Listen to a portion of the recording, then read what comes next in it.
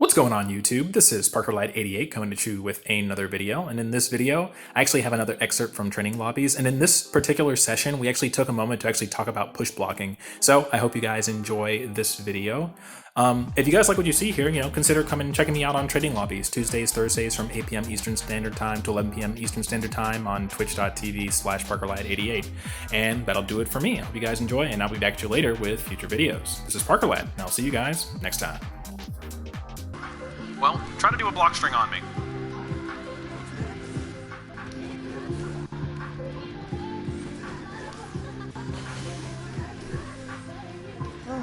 You kind of just have to be patient. So the first step in push blocking is just knowing how to push block.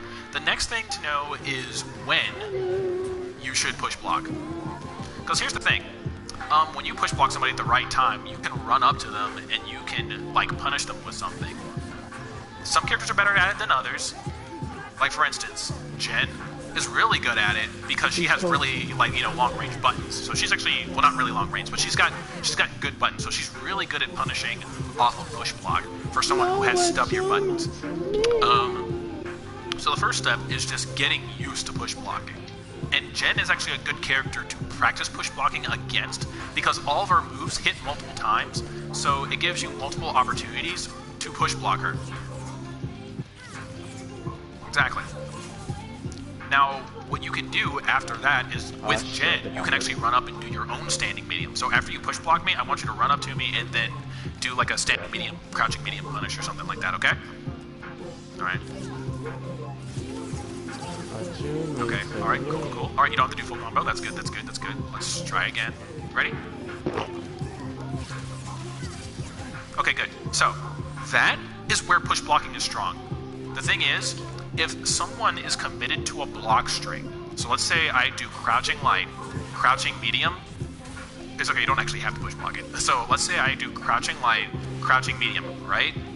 Now, if I'm committed to, if you push block me on the crouching medium and I'm committed to my block string and I do a heavy and it whiffs, then that's a top opportunity to punish. So I'm going to do it now. So I'm going to do crouching light, crouching medium, push block me on the medium, and I'm going to do heavy, and then you can do the punish, right? Ready? Alright, 1, 2, and 3. Okay, you can dash up faster than that. That might not have been a real punish, but you got the idea. So that's where push blocking is strong. But see, the thing about push blocking, even though push blocking is strong in this game because you can't get those punish opportunities, the next level of that is awareness. You also have to be aware of other things going on the screen, because if I do a block string right and I call Mastodon's entry assist and you try to run up and punish me, you'll get hit by the assist, right? So let's say I do, okay, I gotta be ready for it. Okay, so let's say I do, or let's say I do something like that, right? If you push block me on the standing medium and I whiff the standing heavy, guess what? The assist is still behind me. If you try to hit me, the assist will hit you, and then I'll get to combo, you. So that's the next. That's the next step to push blocking. Awareness. It's not as simple as, oh, I push block them. Yo, it's the Tom song. Let's go. So that's the next step when it comes to push blocking. Get used to push blocking, and then number 2, screen awareness. When you push block somebody, you have to be aware of what's going on the screen so that you don't try to run in for a punish. That's step number 2. Because when I first started playing this game, and I went on ranked, I would push block people. I would push block people and be like, oh yeah, I push blocked them, I can run and go for a punish, this is great. And guess what? I got like bot every single time I tried to run it for a punish. Why?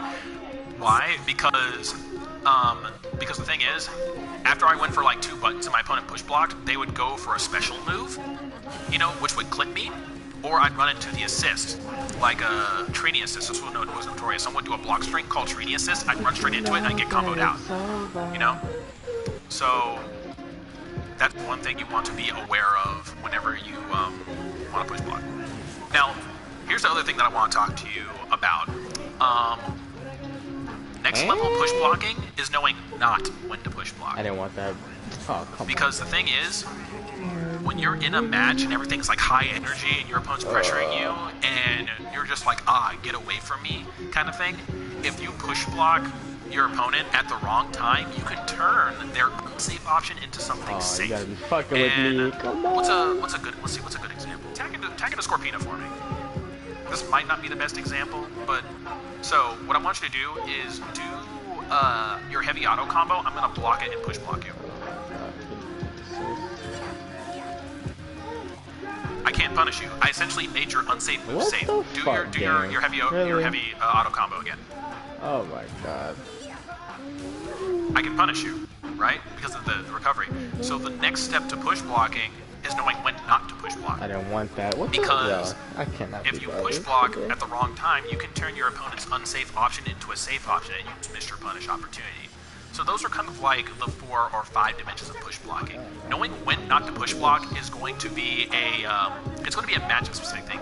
Once you play characters more and you learn more about the characters, i.e. you learn the matchup, you will learn whenever you should push block characters so that you can get those punish opportunities.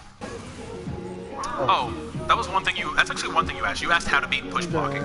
So if you want to beat push, so there's no real way to quote unquote beat push blocking, because push blocking is a reactive thing. In order to defeat push blocking is going to be a matchup specific thing, and that's going to be basically analyzing how your opponent is playing. So let's say that you're playing me, right, and you notice that I'm push blocking a lot. You have to make an educated guess about how to address that. So maybe so let's say you notice that your opponent push blocks you like as soon as you do like an aerial button, right? So let's say I do a jump in. Yeah, and you push block as soon as that. So from that, you could probably take away, oh, my opponent push blocks a lot, and you kind of have to try and use that to your advantage. So let's say you run in and you do like a crouching light, right? Crouching light's pretty safe. So if your opponent push blocks that, you're good. You can do like staggers. Staggers are a good way to beat push blocking, because as you saw right there, when I staggered my buttons, you looked for an opportunity to push block, but you got a special move out of it. So that's an opportunity to punish. So staggers can beat push blocking. Light attacks can beat push blocking. Well, not really beat per se, but because light attacks have low recovery on them, like your opponent can't punish you, for doing the push block. Right. So that's a good way to beat push blocking. So it's going to be a matchup specific thing, and you kind of just have to know how to adjust to how your opponent is playing. And then crouching lights. Once you catch the read that your opponent is kind of push blocking a lot, then you just hit them with the crouching lights.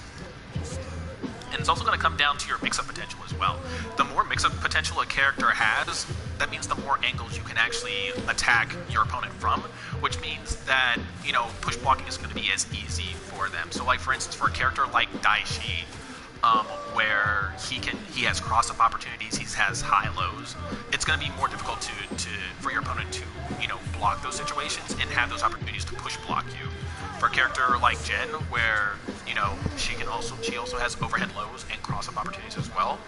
Like, one of my favorite things to do with Jen is I will jump up and do an instant air light with a combination with a dash jump. I'll show you it. Okay, so like for instance, one thing I like to do with Jen here is I like to do this number. That's going to be something kind of difficult for your opponent to push block, right? Because they have to if they don't hit it. So what you do is you do a dash jump, but you hit a light on the way up, and then medium on the way down. Because the medium connects, you basically get like a tricky cross-up. Let's go, one more trip around the world. I'm probably gonna make a video about that. As another good video about push blocking and whatnot. If I hadn't made one already, I feel like I made. I mean, but anyway.